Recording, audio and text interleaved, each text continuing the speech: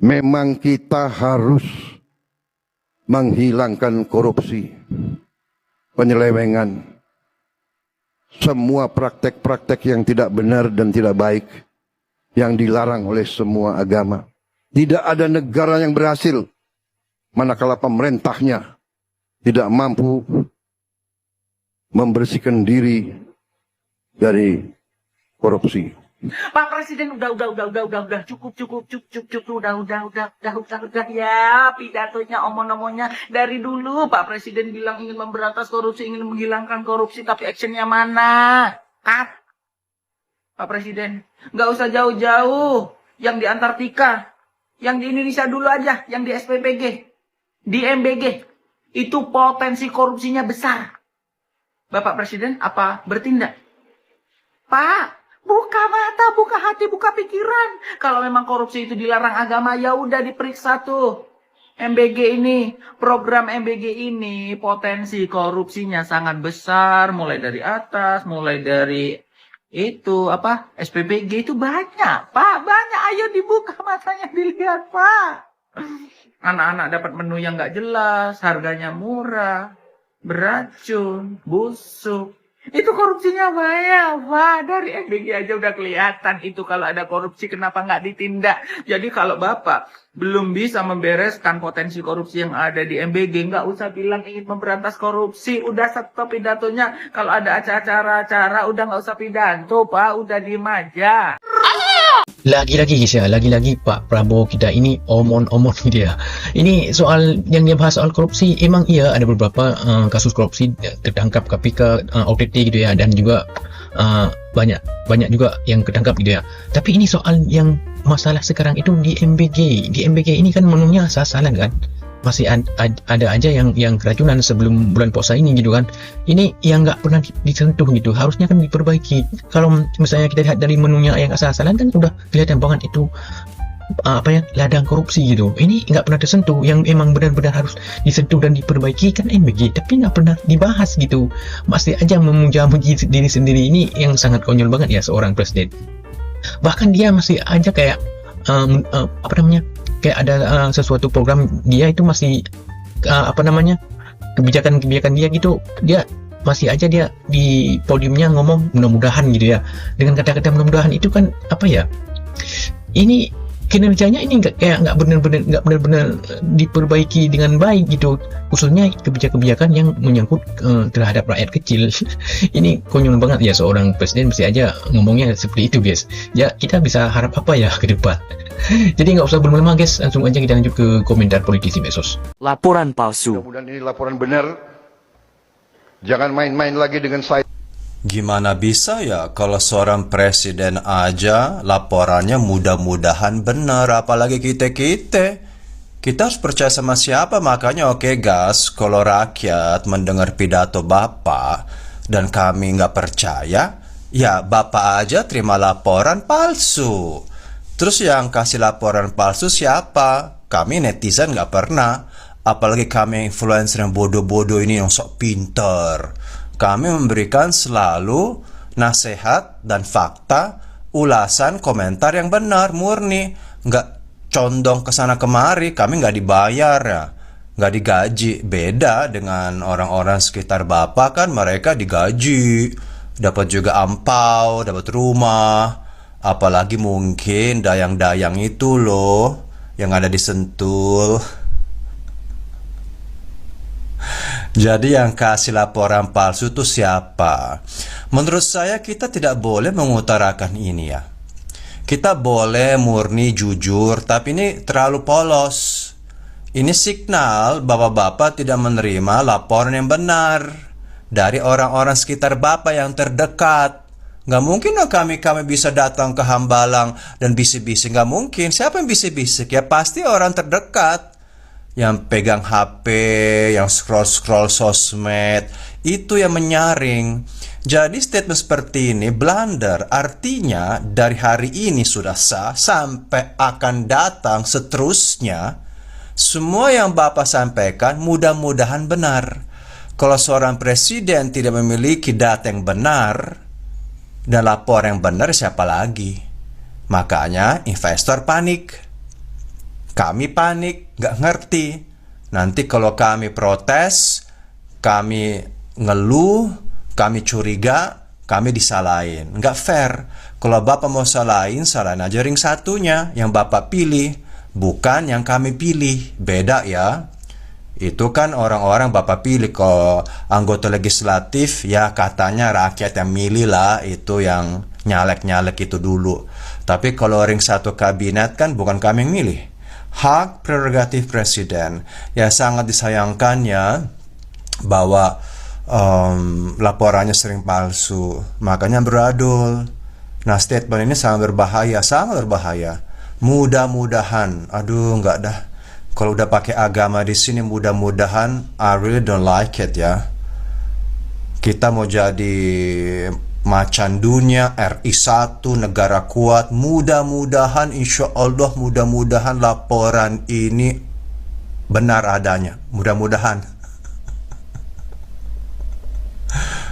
Kalau seorang paling kuat yang terkaya di dunia, mudah-mudahan, apalagi kita. Makanya maaf, dari semua pidato, mau semua pejabat, saya nggak bakal percaya. Bener dong omon-omon, ya karena kita nggak tahu siapa yang harus percaya. Ya kita percaya hanya kepada Tuhan ujung-ujungnya kan. Siapa bisa dipercaya? Jangan mengeluh. Kenapa kalian percaya sama saya? Saya diberi mandat. Saya ini diutus sama Tuhan untuk jadi presiden. Ya tapi kalau mudah-mudahan laporan asli atau palsu, jangan main-main sama saya. Artinya kita bisa dipermainkan. Masa kita bisa dipermainkan sama orang-orang kita pilih? Artinya kita lemah dong. Ya pecat aja, sebut nama, buang. Tapi enggak. Tetap dipelihara. Kalau dipelihara, tetap laporannya tidak bakal benar. Karena mereka mungkin punya kepentingan untuk diri sendiri.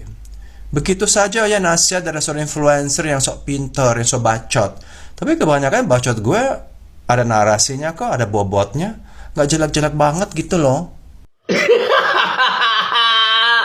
Prabowo, gue mau nanya nih, ya kan? Kemarin lu ngumpulin mantan presiden, mantan wakil, mantan-mantan orang penting di pemerintahan Indonesia untuk membahas apa? Dengar-dengar sih membahas tentang Iran, Amerika, dan Israel. Dan jawabanmu apa? Hah?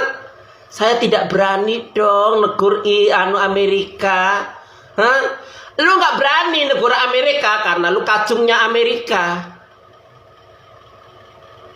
Jadi lu masuk BOP itu tujuannya untuk apa? Untuk jadi kacung.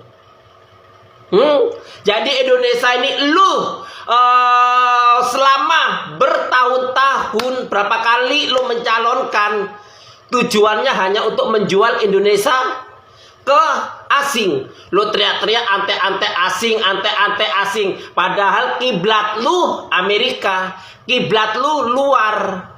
Kan lucu, lu teriak-teriak ante-ante asing hanya untuk membodohin masyarakat Indonesia.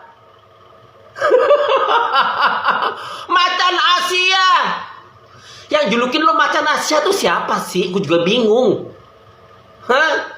Dari kinerja lu dulu menjadi TNI, lo langsung jabatannya naik langsung jedet. Bukan prestasi. Prestasi lu apa? Lo mantu dari Soeharto. Dibilangin macan Asia. Yang julukin lu tuh siapa sih dulu? Gue juga penasaran gue. Hah? Kalau lu kucing rumahan, ya wajar. Hah? Lu dulu waktu Timor-Timor, lu kabur kok. Waktu perang Timor-Timor, lu kabur. Sampai barangmu itu ditembak. Macan Asia dari mana? Yang julukin lu tuh siapa sih? Gue juga heran sampai sekarang. Lu sudah ngumpulin mantan presiden, mantan ini, tapi mereka bilang nggak ada solusi. Terus ngapain lu ngumpulin? Seolah-olah lu penting. Bahwa lu seolah-olah wow ini. Ingat, rakyat Indonesia, ya kan, sebagian ya bukan ternak, bukan termul, bukan termok, sudah cerdas-cerdas. Kecuali kalau termok sudah kasih uang 50.000 udah selesai, ya kan? Dia tidak mementingkan bangsa ini, majunya bangsa Indonesia. Mereka tidak mementingkan, yang mereka pentingkan ya bagaimana dapat uang satu hari itu aja. Salam waras. Itu di pemikiran saya. Wajar dong gue punya pemikiran begitu. Oke? Alright, ada peringatan atau wanti-wanti lah gitu ya dari Presiden kita Pak Prabowo kepada kita sebagai rakyatnya terkait kondisi sekarang ini ya, yang berhubungan dengan perang gitu di Timur Tengah, bahwa kita sebagai rakyat untuk diminta untuk bersiap-siap akan terjadinya keadaan sulit di hari-hari yang akan datang. Ya sementara Pak Purbaya, Menteri Keuangan kita, bicara seperti ini. Jangankan krisis, resesi aja belum, melambatnya aja belum. Kita masih ekspansi, masih akselerasi.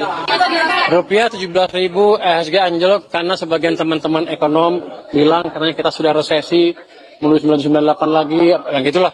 Daya beli sudah hancur. Tidak seperti itu.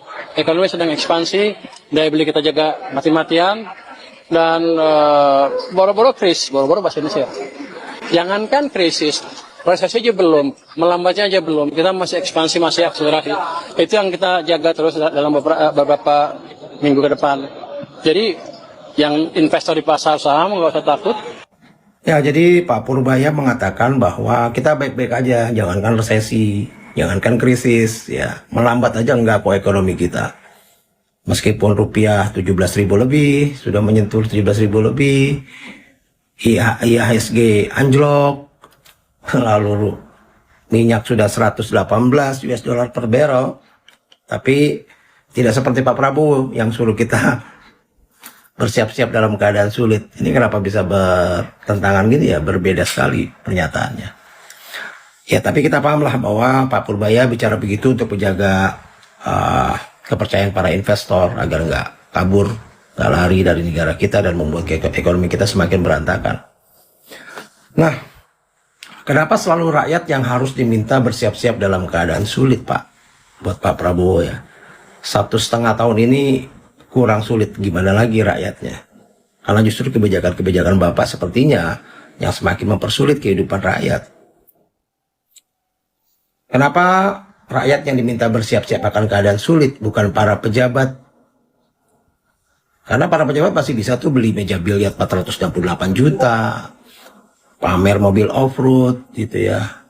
Kalimantan Timur bukan cuma gubernurnya, bahkan bupatinya pamer skill mengendarai Fortuner off-road gitu ya. Bukannya memperbaiki jalan tapi ya beli pamer dulu mahal-mahalan beli mobil off-road gitu. Nah jadi kondisinya akan seperti itu Pak. Lagi pula logikanya begini. Dengan harga minyak sekarang nih yang 118 US dollar per barrel, ini kan jauh di atas prediksi APBN 2025 bahwa harga minyak 60 US dollar per barrel.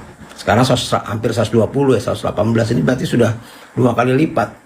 Dan logikanya ada dua kan memang untuk menanggulangi ini. Yang pertama mencari hutang untuk menutupi atau menambah subsidi BBM. Lalu yang kedua mencabut subsidi BBM-nya. Yang artinya BBM akan semakin mahal. Nah Bali bilang paling nggak sampai Lebaran BBM nggak akan naik. Lalu menyusul pernyataan berikutnya Pertalite nggak naik. Ya, artinya yang lain pasti naik. Nah gitu. Jadi kenapa nggak di stop aja sih program MBG ini? Apakah MBG sebegitu krusialnya dibandingkan kondisi ekonomi kita sekarang? Dibandingkan dengan kondisi harga minyak yang 2 kali lipat ini? Kenapa tidak menggunakan BBM ini, dana MBG 335 triliun ini untuk menutupi subsidi BBM misalnya, atau untuk hal yang lain yang jauh lebih penting? Karena MBG sangat tidak terasa dampaknya, selain keracunan kalau untuk anak sekolah. Yang terasa dampaknya adalah ya para pemilik SPPG semakin kaya, dan sepertinya semakin banyak korupsi di mana-mana. Gitu. Jadi kalau menurut saya Jangan cuma rakyat yang disuruh bersiap-siap dalam keadaan sulit. Karena rakyat sudah tahu bagaimana rasanya hidup sulit, terutama 1,5 tahun ini. Salam.